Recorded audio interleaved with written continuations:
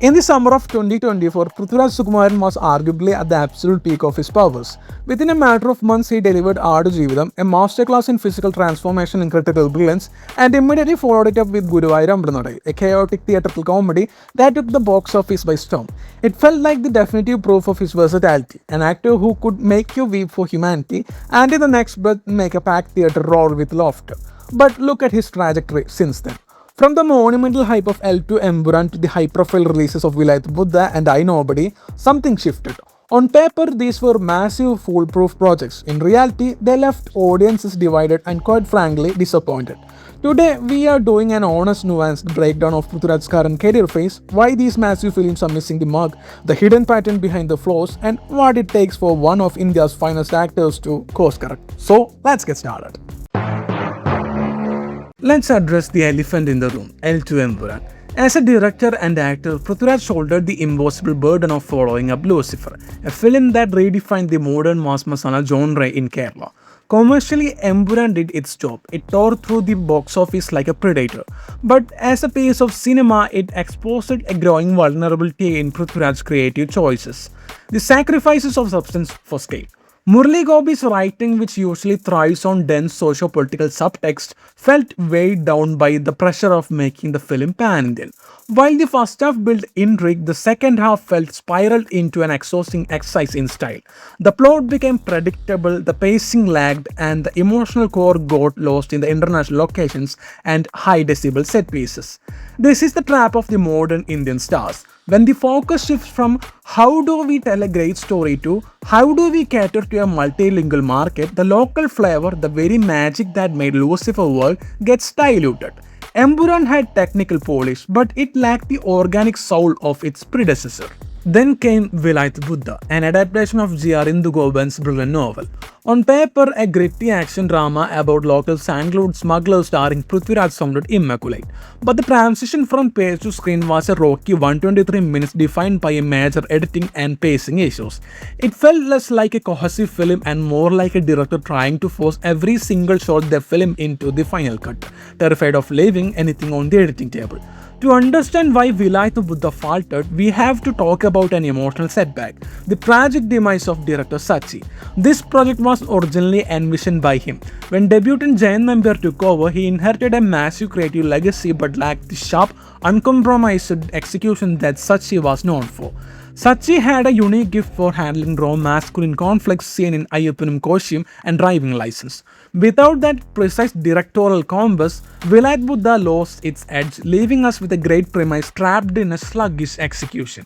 This brings us to his recent outing, I Nobody, directed by Nizam Bashir. Coming from the director of Rorschach, expectations were sky high for this heist thriller. And for the first 16 minutes, it delivered. Prithviraj's controlled acting and tired, calculated eyes perfectly anchored a genuinely unique cinematic world. But then the dreaded second half syndrome struck. The narrative lost its direction, the runtime stretched needlessly, and the film attempted to force satirical elements that completely clashed with the established tone. It's a frustrating trend we are seeing too often. A brilliant first half that builds a promise only for the writing to entirely collapse under its own weight in the second half. When I step back and look at Empuraan, Vilayath Buddha and I Nobody, a glaring pattern emerges. None of these are worst films in the traditional sense. They feature top-tier technical craft, brilliant cinematography, and good performances. But they all suffer from weak screenplay, structural bloating, and a lack of emotional resonance. And this might be a symptom of a larger issue, overcommitment. Take a look at his recent career movements. In mid-2026, Prithviraj was abruptly replaced by Jomon Jyothir in Vibin Das' highly anticipated film Santhosh Trophy. Whether it was a clash of dates or creative differences, losing a project with a director of Vibin Das' caliber is a missed opportunity. Simultaneously, Tyson, his grand directorial project written by Murli Gopi, has quietly been shelved. When a star spreads themselves too thin across multiple massive productions, creative focus inevitably gets fragmented. So, where does he go from here? His upcoming slate presents two entirely different paths. First, there's Khalifa, an Onam release reuniting him with director Vaishak. Now, Vaishak gave us an industry hit like Pulimurugan, but his recent track record, Madhur Raja, Turbo, Monster, and Night Drive, suggests a filmmaker struggling to reinvent his craft. While Khalifa will undoubtedly feature Prithviraj at his most stylish, it's hard not to worry if it will fall into the same predictable hollow mass tropes that audiences are actively moving away from. But the real reason to stay hopeful lies in a different industry. On September 18, 2026, we get Daayra, a Hindi crime thriller directed by Meghna Gulzar co-starring Kareena Kapoor. This is exactly the kind of palate cleanser Prithviraj needs. Meghna Gulzar is a filmmaker of immense discipline. There is no room for bloated subplots, forced mass moments, or structure lag in her cinema. Her scripts are razor sharp and deeply emotional. For an intense internal actor like Prithviraj, working with a director who prioritizes narrative restraint over sheer scale could be the definitive catalyst for his creative comeback. The reality is Malayalam cinema is currently going through a golden era driven by tight, hyper-intelligent and grounded scripts. Audiences no longer flock to theatres just for a star's brand or a massive budget.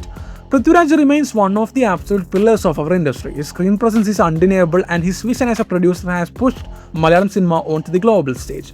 But to sustain that legacy, the focus needs to shift away from merely filling release slots or chasing the pan-Indian scale. He needs to return to the core discipline, writing, ruthless editing, and stories that challenge him as an artist rather than just elevating him as a star.